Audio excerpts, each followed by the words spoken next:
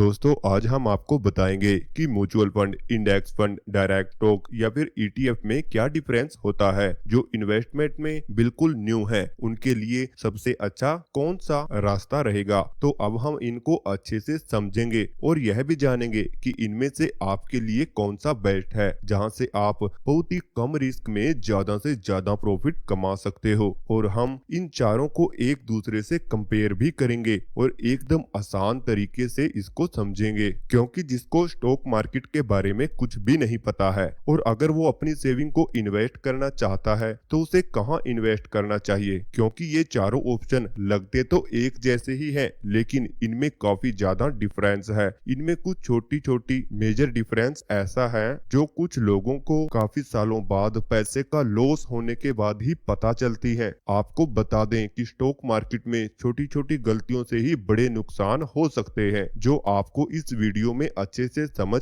आ जाएगा। तो आइए सबसे पहले हम जानते हैं इन चारों में क्या क्या सेम होता है। इन चारों की मदद से आप स्टॉक मार्केट में ही इन्वेस्ट करते हो, जिसकी वजह से इस बात की कोई भी गारंटी नहीं है कि आपको कोई एक फिक्स रिटर्न मिलेगा। और ऐसा भी हो सकता है कि अगर किसी जरूरी काम के लिए आपको पैसों की अचानक जरूरत पड़ जाती है और उस टाइम पर अगर मार्केट क्रैश होता है तो आपका लॉस भी हो सकता है। लेकिन अगर हम वहीं सेविंग की बात करें, जो नॉर्मल मिडिल क्लास लोग हमेशा अपने बैंक में ही अपने पैसे को सेव रखना सही मानते हैं। और अगर सेविंग की बात आ जाए तो जैसे फिक्स डिपॉजिट या बैंक्स, तो वहां पर आपको एक फिक्स रिटर्न मिलता है जो कि 5 से 8% तक होता है और इसमें स्टॉक मार्केट के क्रैश के बाद भी आपका लॉस नहीं होता। अब आप सोचेंगे कि अगर हमें फिक्स इंटरेस्ट मिल रहा है तो हमें स्टॉक मार्केट में पैसा इन्वेस्ट करने की क्या जरूरत है और लोग स्टॉक्स में पैसा क्यों लगाते हैं। आपको बता दें कि अगर हमारी इकोनॉमी बढ़ती है, जो कि पिछले कई सालों से लगातार ऐसा ही हो रहा है, जिसकी वजह से बॉन्ड या एफडी के इन्वेस्टर को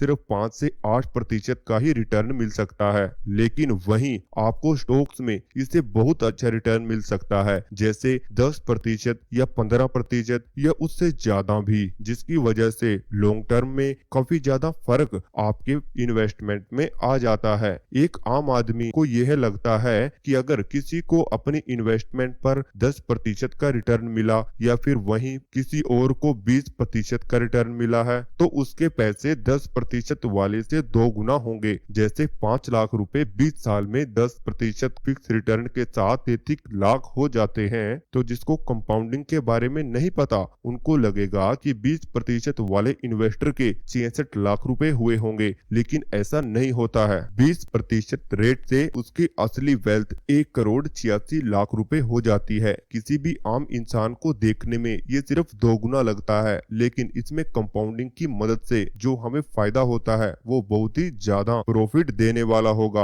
और धीरे धीरे समय के साथ ये डिफरेंस और भी बढ़ता है। तो जिनको कंपाउंडिंग का मैजिक नहीं पता वो हमेशा इनमें से एक फिक्स रिटर्न चुनते हैं, जिनका फायदा बैंक उठाते रहते हैं। तो इन चारों ऑप्शन का सबसे अच्छा फायदा ये है कि लॉन्ग टर्म में आप कंपाउंडिंग की मदद से बहुत अच्छा रिटर्न पा सकते हो। तो आइए अब समझते हैं कि इन चारों में क्या फर्क होता है। इंडेक्स फंड या ईटीएफ में आपको मार्केट का एवरेज रिटर्न मिलता है, मतलब कि जिस रेट से सेंसेक्स या निफ्टी बढ़ता है आपको उतना ही रिटर्न मिल सकता है। लेकिन म्यूचुअल फंड या स्टॉक में इन्वेस्ट करने से आपको इनसे ज्यादा रिटर्न भी मिल सकता है और कम भी मिल सकता है। और म्यूचुअल फंड, इंडेक्स फंड और ईटीएफ में आपको अपना पोर्टफोलियो बना बनाया मिलता है, वहीं डायरेक्ट स्टॉक का पोर्टफोलियो आपको खुद बनाना पड़ता है। लेकिन डायरेक्ट स्टॉक में आपके पोर्टफोलियो का पूरा कंट्रोल आपके पास होता है। म्यूचुअल फंड, इंडेक्स फंड और ईटीएफ में फायदा ये है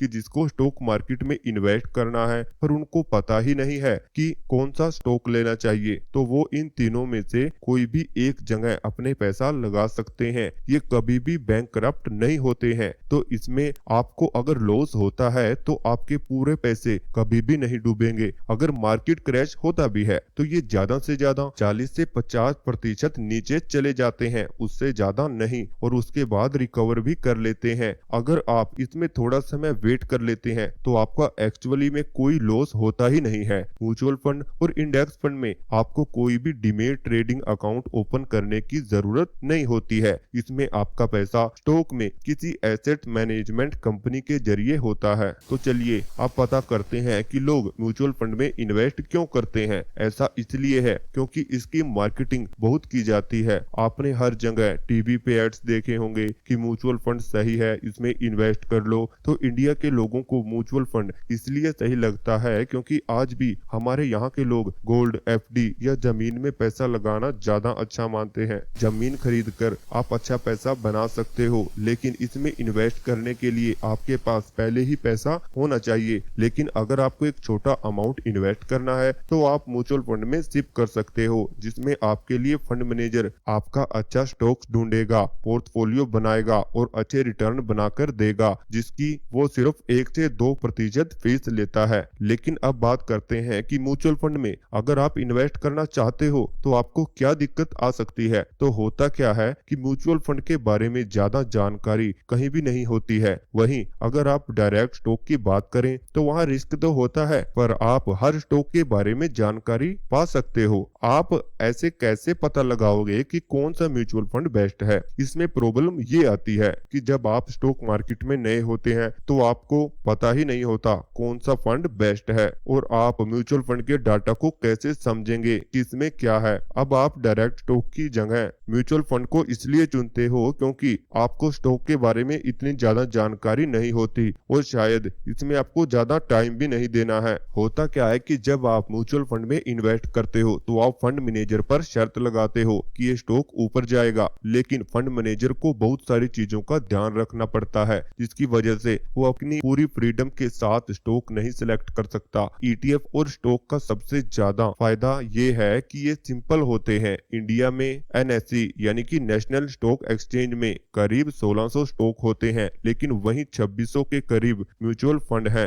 अब हो क्या गया है कि स्टॉक से ज्यादा म्यूचुअल फंड हैं। एक अच्छे म्यूचुअल फंड को ढूंढने की जगह कई लोग किसी खराब म्यूचुअल फंड पे पैसा लगा देते हैं और फिर अलग अलग जगह इन्वेस्ट करने लगते हैं। आज के टाइम में आपको अच्छे इन्वेस्टर यही सलाह देंगे कि ज्यादा सिंपल इन्वेस्टमेंट को सिलेक्ट करो, जैसे इंडेक्स फंड या ईटीएफ, क्योंकि यहाँ पे आप एक देश पर पैसा लगाते हो कि इंडिया आगे अच्छा करेगा। यहाँ पे आप फंड मैनेजर का रिस्क निकाल देते हो, क्योंकि ये भी एक तरह के म्यूचुअल फंड ही होते हैं, लेकिन ये पैसिव म्यूचुअल फंड होते हैं। मतलब यहाँ एक फंड मैनेजर तो होता है, पर उसका काम सिर्फ इतना होता है कि वो सिर्फ किसी इंडेक्स को कॉपी करते रहे और इनकी फीस बहुत कम होती है।